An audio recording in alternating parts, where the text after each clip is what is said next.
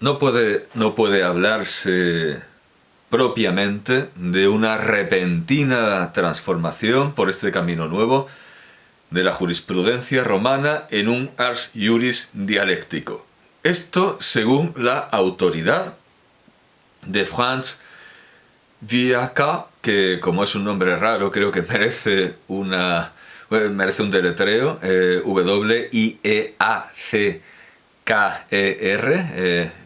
Viaca, en Historia del... perdón, Historia del Derecho Romano. Historia del Derecho Romano. Römische Rechtsgeschichte.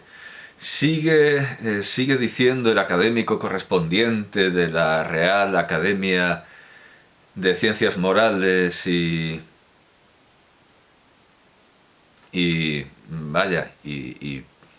P, que es P, Ciencias Morales, vamos a ver, perdón,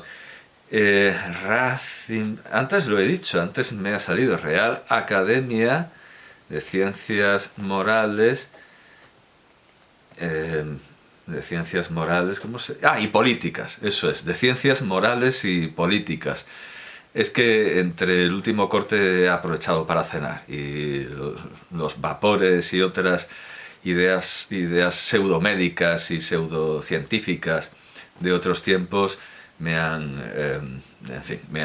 perturbado el raciocinio y el recto juicio. Sigue diciendo el académico correspondiente: de las tres artes, gramática, retórica y dialéctica, fue la retórica la que se introdujo en el foro romano, eso es claro. Bueno, llegando a nuestro autor, dice: influencia helenista por su singular conocimiento de la dialéctica, recibió el que quizá fuera el jurista más importante de la res pública, Quinto Mucio Scévola, el pontífice. Utilizando esta técnica de la diairesis, individuó, por ejemplo, entre otros, los genera tutelae. En esto sigue la noticia de Gallo, 1.118, y los genera possessionum. En esto sigue a Paulo, en el decreto 41, bueno, en fin, en el digesto, he ido a Graciano, en el digesto. Pero además, y esto es realmente meritorio, a él atribuye Pomponio, bueno, ya hemos visto la cita, a él atribuye Pomponio la primera ordenación del derecho, inspirado en el método de la dialéctica en 18 libros. Esto está en el digesto, es la presentación de Pomponio a lo que queda del pontífice de Scévola. Ius civile primus constituit generatim in libros decem et octo redigendo, conforme a la siguiente clasificación. O sea, fue el primero que instituyó el derecho civil, redactando los 18 libros bueno, en fin, conforme a la siguiente clasificación. Este es el método de Scévola, de Quinto Mucio Scévola. Herencia: testamento y sucesión intestada. Personas: matrimonio, tutela, statu liberi, patria potestas, dominica potestas, liberti, y un apéndice: procurator y negotiorum gestio. Cosas, el derecho de las cosas, posesión y usucapión, no uso y libertatis usucapio. Y obligaciones, ex contractu y ex delicto. Y sobre esto, confer, nos dice el académico, nos remite a una bibliografía no muy extensa, pero supongo que sustanciosa. Nos remite a Schultz, History of Roman Legal Science, Oxford, segunda edición, 1953. Bueno, la importancia teórica y práctica de esta obra, de Iure, Civili, Libri, Decem et Octo, bueno, en fin, decisiva para la posterior ordenación sabiniana, lo evidencia el hecho de que fuera extensamente comentada. Esto también se ha visto, los juristas de tiempo de Trajano, pero aquí, bueno, da más nombres: Lelio Félix, Gallo y, por supuesto, Sexto Pomponio.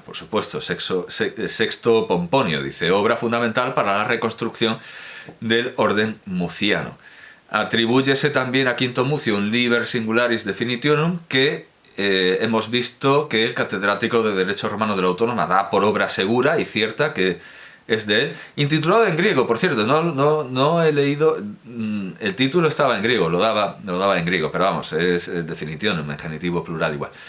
Del que el digesto nos ha conservado algunos fragmentos. Bueno, el que quiera irse al digesto, pues 41, 164, 43, 28, 50, 16, 241, 50, 17, 73. Eso es lo que hay de este libro en el digesto.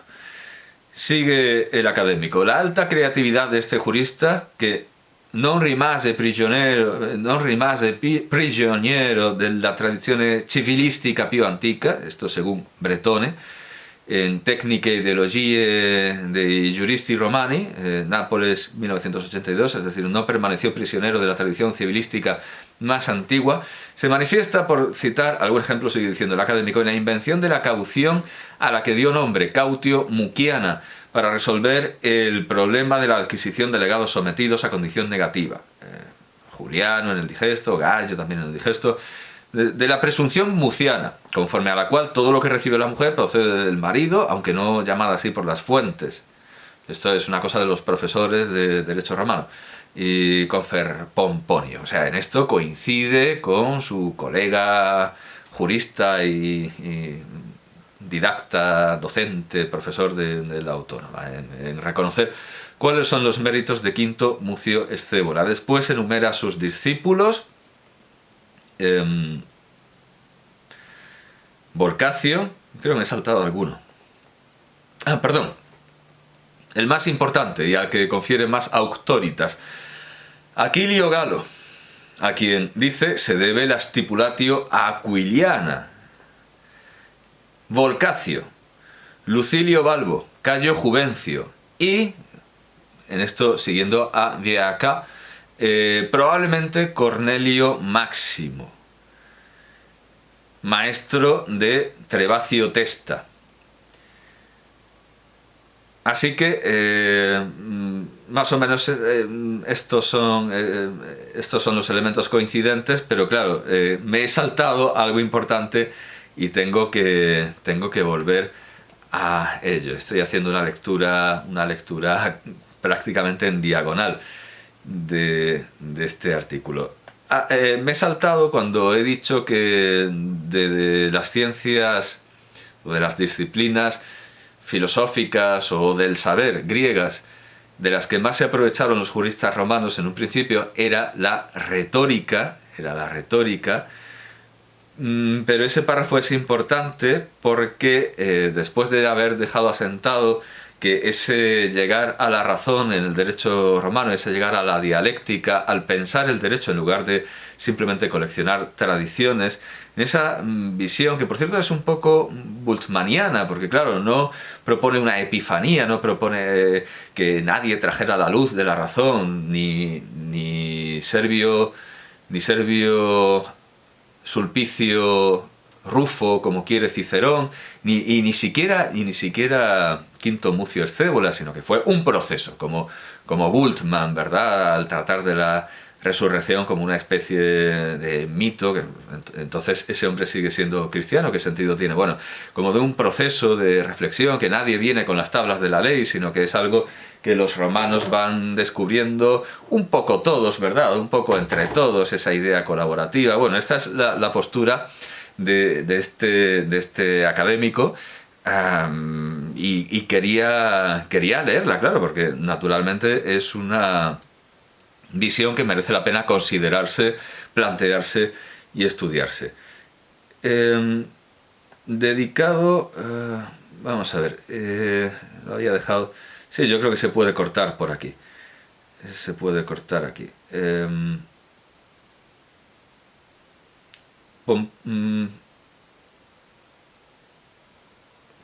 eso es. Vamos a ver, muchos nombres, desde luego, muchos nombres. Y me importaba la comparación con Tuberón, y estaba buscando a Tuberón, pero claro, No, no, no. Vamos a ver. Sí, digamos. Pomponio menciona a 9 auditores servi. Sí, volvemos a los discípulos, pero en este caso de Servio a Sulpicio. No, no, esto no era lo que... No, esto... Creo que es esto. Sí, aquí está, perdón. Es que aparece 3 veces Tuberón.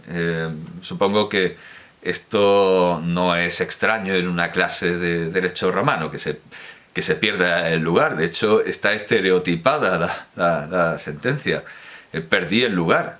Además, naturalmente Rabelais se ríe, supongo, tiene que aparecer lo de perdidi, lo de el lugar perdido, perdí el lugar. Evidentemente eso tiene que aparecer. Pues perdí el lugar.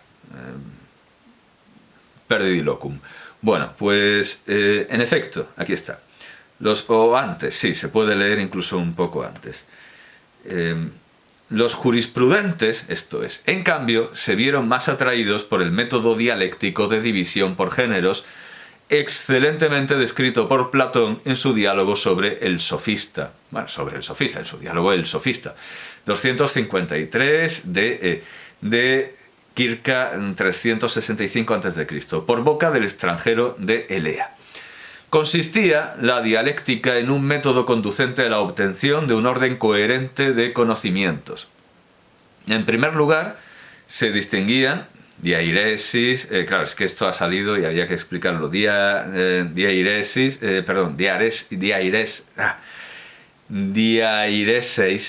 diferentia, latín diferentia, en castellano diferencia, géneros, y entre estos especies, del conjunto de conocimientos o de cosas objeto de estudio. En un segundo momento, por inducción o analogía, se extraía la regula, o canon, en griego. Regula, canon, regla, canon. Canon es regla. Aplicable a cada género o especie e incluso una definición del concepto para finalmente ordenarlos, lógicamente conforme a un orden racional. En efecto, los juristas romanos incorporaron la técnica divisoria del genus y species para hallar la mejor solución a cuestiones relativas a instituciones singulares, aunque lejos todavía de los proyectos ciceronianos. El gran helenista del atardecer republicano. Al final se le quita la razón a Cicerón, que atribuía este mérito a sus amigos, para acabar dándole el mérito último y grandioso y final a Cicerón. Aunque lejos todavía de los proyectos ciceronianos recogidos en su diálogo de Oratore. Y nos manda, desde luego, a 1.41, que es lo que citaba precisamente Antonio Escotado, claro, pero ahí no habla de su amigo Servio Sulpicio Rufo, sino de esa necesidad de aplicar la filosofía al derecho de manera más extensa y además en respuesta a Graco. A fin de conseguir, estaba hablando con Graco, a fin de conseguir la perfección en el arte de la jurisprudencia, de Oratore 1.42, 190, perfectam artem iuris civilis. A ver, bueno, voy a tener que... De Oratore, sí. Vamos, que yo recuerde, estaba hablando a Graco. Bueno, por si acaso, voy a buscar la sentencia perfectam artem iuris civilis, si lo encuentro, porque de Oratore, sí, aquí está. Si yo busco perfectam, por si acaso, ¿verdad? Por si acaso estoy siguiendo una numeración distinta. Perfectam artem, vaya, es que es el 100, sí, claro, 190, pero del capítulo, claro, esto está en el capítulo 42, pues por si acaso voy a ver si lo he tomado mal y sí que sale, no, pero aquí no sale Servio, vamos, me voy a fijar con todo detalle, o sea, es el capítulo 41, es el capítulo, en este caso es el capítulo 42, pero aquí efectivamente no. Neoflavio, pero no. No sale Servio. Por si acaso lo he tomado mal, voy a ver cuál es la cita exacta de Antonio Escotado. Esto creo que estaba en la página 72. Estaba en la página 72 del primer volumen de Los enemigos del comercio. O 70 y... vamos a ver. 73 entonces. Sí, vamos a ver. 41-42. O sea, manda... Ah, no, pero es 41-42 del primer libro. Entonces, bueno, pero por si acaso. En realidad, esto es 40...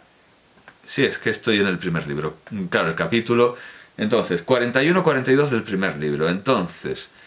Et quoniam de impudentia dixi castigemus etiam segnitatem hominum atque inertiam. Nancy.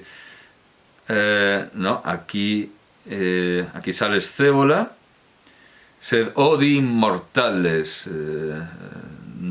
non dicerem hoc audientes Scaevola nisi ipse dicere bueno, habla de Scévola, luego de Neoflavio. Vamos, que no habla de el capítulo 42. Omnia fere quae sunt conclusa nunc artibus dispersa et dissipata quondam fuerunt utim musicis numeri. No, está comparando el derecho con las otras disciplinas a las que tiene que imitar, pero aquí no sale. Es decir, sí habla de esa necesidad de reducir a ciencia, pero a pesar de lo que parece darse a entender por el lugar en el que lo cita Escotado, no habla de Servio. Habla de Scévola, pero no habla de Servio Sulpicio Rufo. Bueno, ya está. Vale, identificado el pasaje, dice el académico.